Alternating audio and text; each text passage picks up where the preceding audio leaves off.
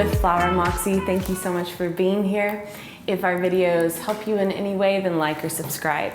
So today I'm just going to build a simple, very soft and romantic, slightly organic bouquet using the spiral method. So I have another video, but I have like a lot of wild flowers, a lot of linear flowers, and I thought I need to do something a little bit more traditional. And it's pretty much my new favorite way to build a bouquet, and we can build it quickly. And that's what I'm going to do, is just like sloppy and fast, and I'll show you at the end how we can pull it together. So going back to what I told you last time, we're going to go in one direction with our stems, and it was hard because I have this muscle memory of wanting to hold stems more in this x-axis, and that was a little bit challenging habit for me to break. So one thing that helped me is I was just like, okay, always come in at this angle. So I typically always start with greenery, but you can start with a flower, and I'll list what we have below, but I'll try to name them off as we go. See, already going back to my nonsense. And it takes a while for that spiral to take shape. And I think why I did not use the spiral method for so many years was because I always thought spiral could only be used for super rounded bouquets. And that was popular when I was a new florist, but not so much now. People want them a little bit more organic and softer. So why do I grab what I grab when I grab it? I mainly just kind of take turns. And I really don't start paying attention to the bouquet until it gets a little bit further down the line. And I'm trying to be quick with this. And like I said before, kind of a little bit haphazard. And the reason being is that you probably feel when you're building a bridal bouquet for the first time and you're new, you probably feel awkward and haphazard. And so I think it's best if I try to go quickly and not make things perfect. So one thing that I do pay attention to as I'm building is letting flowers that are a little bit more sensitive, like the SCABIOSA is kind of delicate, this LISIANTHUS. If I had ranunculus, I elevate them a little bit. Now I can pull them down later, but I do this to protect the flower. And we're grabbing and we're twisting as we build. And so we keep coming in that direction, and you can see that spiral is starting to happen. And I'm kind of looking at like, okay, I've got this cluster of spray roses here. I'll go ahead and add some over here, and I'm gonna twist and see if I can pull in some of this. I'm gonna hold off on this Genestra. See that spiral starting to take shape? It's much prettier than when you build on the x-axis. It has this nice like flow of the stems, where it looks like this like bird's nest when you're building it in all different directions. So again, I'm elevating these to protect it. Let me try to move a little bit quicker. I'm sitting here gabbing.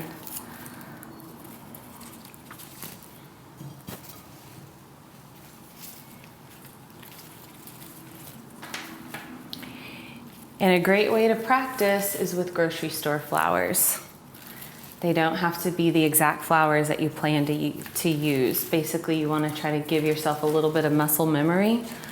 And now I'm starting to kind of look at my placement.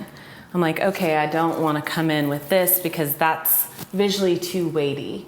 I'm trying to explain more of why I put things where I do, but mainly I don't want huge loud clusters of color, of all the same color, because your eye will be drawn to it. Let's see here. I'll put these at the end because these are a little bit more linear, so I'm gonna want them trailing off the side. Let's kind of bring in a little bit more greenery.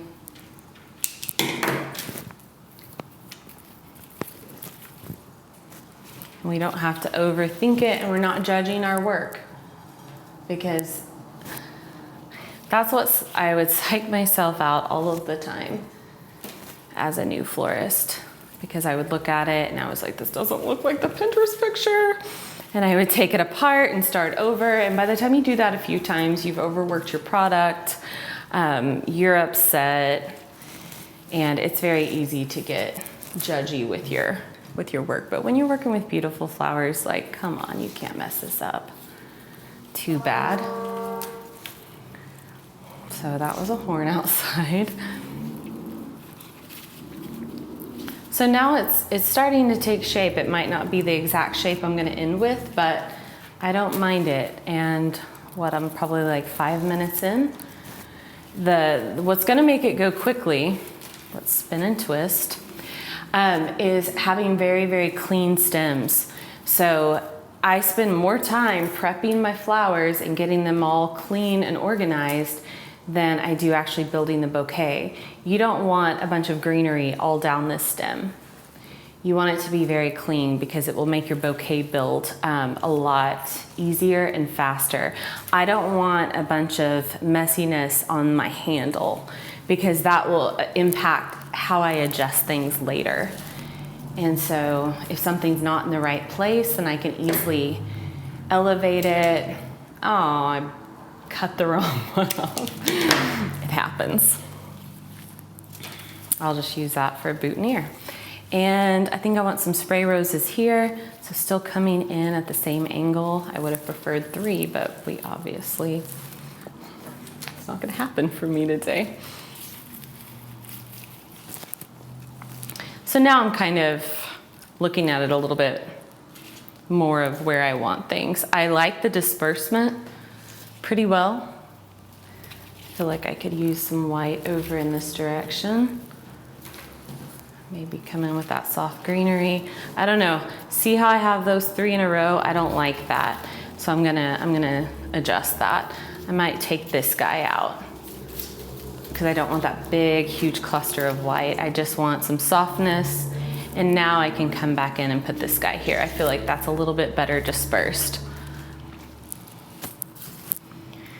So I still, you know how I feel about having a front and back on bouquets.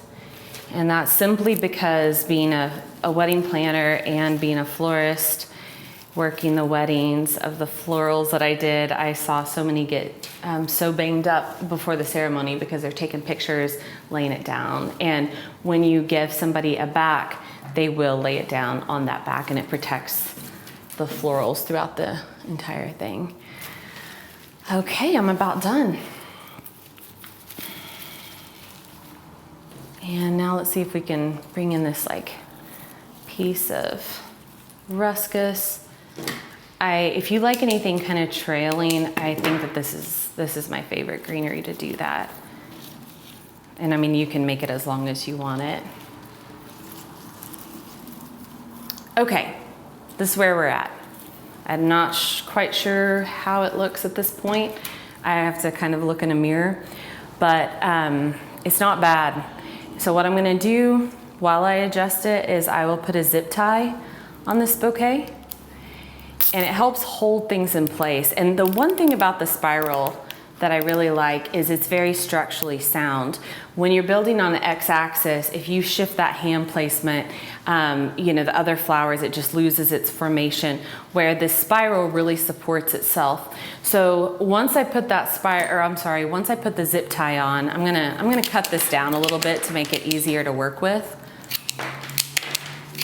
I don't really love to just cut things and let them hang out. I like to put them in water right after I cut them, but I know that I'm almost done.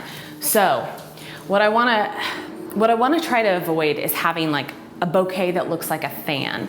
So it's easy when you're building something more front loaded and more of a back to just have it completely like a fan that you would fan yourself. And I like it to have a slightly more rounded shape. I'd still have a back, but one thing that helps with this spiral is after I make it, I tend to kind of shake it and loosen it up, because I don't want my flowers so compact that that you can't really see what's happening within the design. So being a new florist, I would just load it down, it'd be really packed, and I like more breathing room. So you don't really want holes, but you do want some air kind of between these. So this is the part where I start adjusting, and I can even add some flowers if I need to. So I'm gonna make this just soft, slightly organic. I like to kind of bring up the sides and have a dip in the middle. That's just the natural shape that I prefer. And so I look for those opportunities to bring them up, like on this guy. I'm gonna push him down into the bouquet a little bit, and that's what creates that visual interest. If they're all on the same plane, I don't think that it's as visually interesting as if, you know, you have some sunken. So I don't mind that this white Eskimo rose is more sunken down into this bouquet.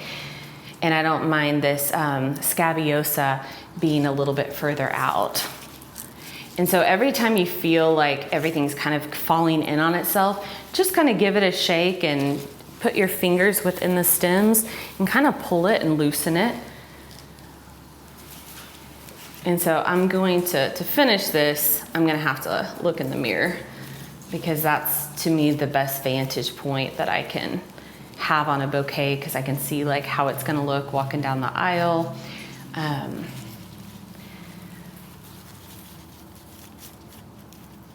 I might have to add a few more flowers. I've got this very sunken carnation that I can gently pull up. So this is where those clean stems really are helpful. And that's why you don't want like a big rat's nest down here. Okay, I'm gonna go take a look in the mirror.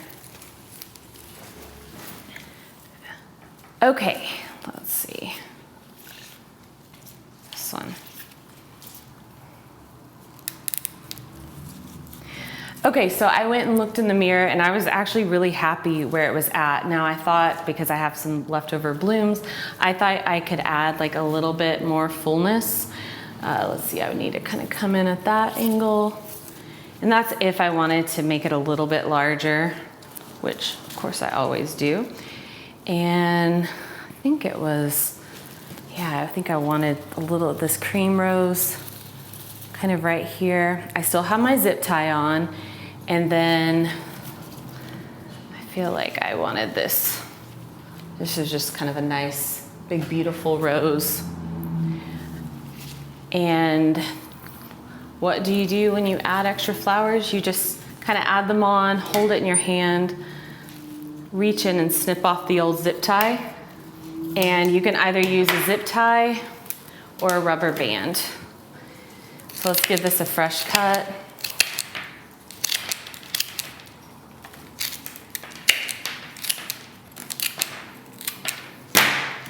And to finish this off, I'll use a rubber band. What you do is you find a strong stem. Let's see. Let's go ahead and find this rose stem. So I hook one stem on this rubber band, and I pull it around,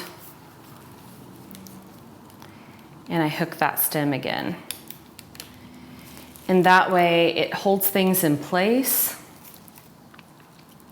Sometimes zip ties can be harsh. I do like them for bouquets, but when I have like tulips and a lot of delicate stems, I feel like it can be too harsh. And I like the rubber band because it has a little bit of give, so I can kind of shake it and get that bounciness. And yeah, I think that this, very stable. The spiral on the stem is pretty. It will work well with photographers when they're trying to like set it on a chair and just get bouquet pictures. Personally, I always love to cut things shorter because how you hold it really impacts your photos. And I feel like when I have long stems, let me just get this cut. Okay, this is about the length that I like it. It's pretty short, but this is my personal preference. And the reason being is that when a bride, get up on my tiptoes, when she's holding it, I tell her, I'm like, kind of point it down, and that way when she's posing, I mean, photographers are always moving you around, having you hold that bouquet at your side.